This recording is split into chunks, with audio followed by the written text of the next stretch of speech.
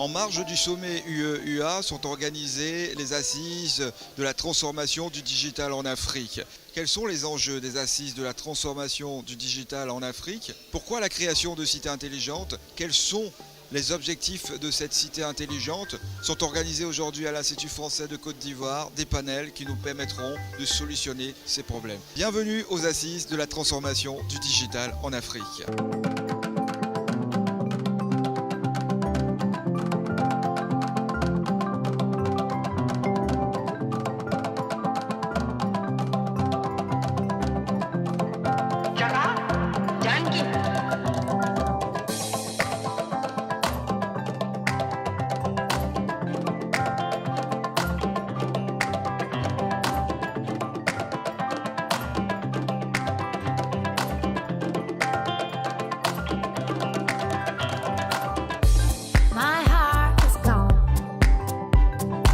Les assises de la transformation digitale existent depuis maintenant depuis 6 ans.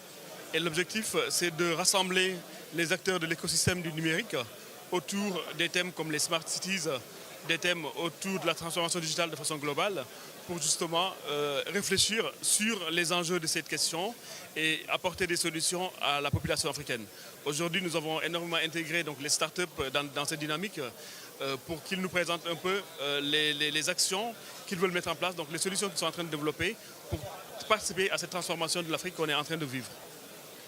La Côte d'Ivoire est un pays qui a beaucoup misé sur le numérique pour se transformer. C'est un pays agricole par définition. Et je pense qu'aujourd'hui, l'ensemble de l'écosystème du gouvernement de Côte d'Ivoire mise sur le numérique pour transformer le pays. Que ce soit dans le domaine de l'éducation, que ce soit dans le domaine de l'agriculture, que ce soit dans le domaine de la formation. Aujourd'hui, il y a des actions qui sont en train d'être menées par la Côte d'Ivoire pour participer à cet effort de changement qui va mener la Côte d'Ivoire parmi les pays les plus avancés. Alors donc là, on est en train de faire la seconde séquence des assises de la transformation digitale après la première phase qui s'est passée à Paris il y a un mois.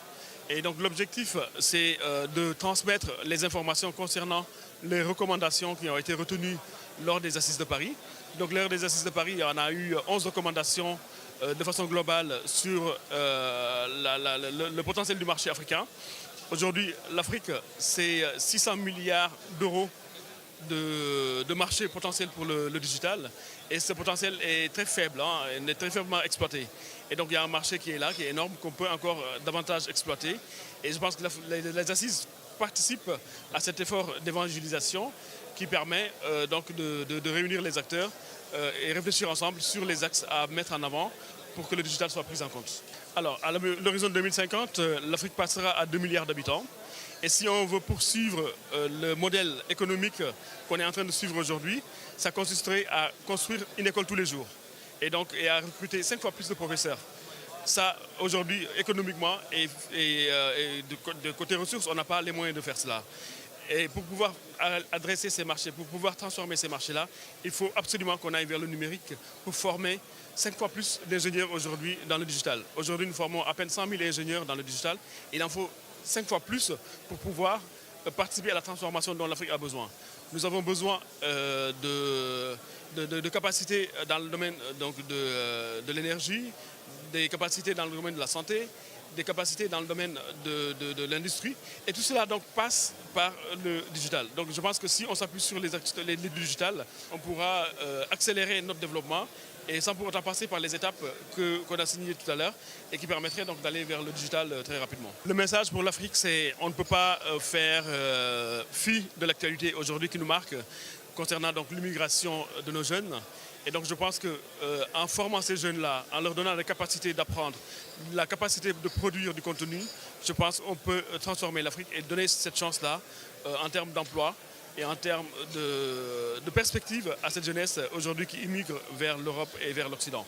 Donc je pense que tout passe par la formation.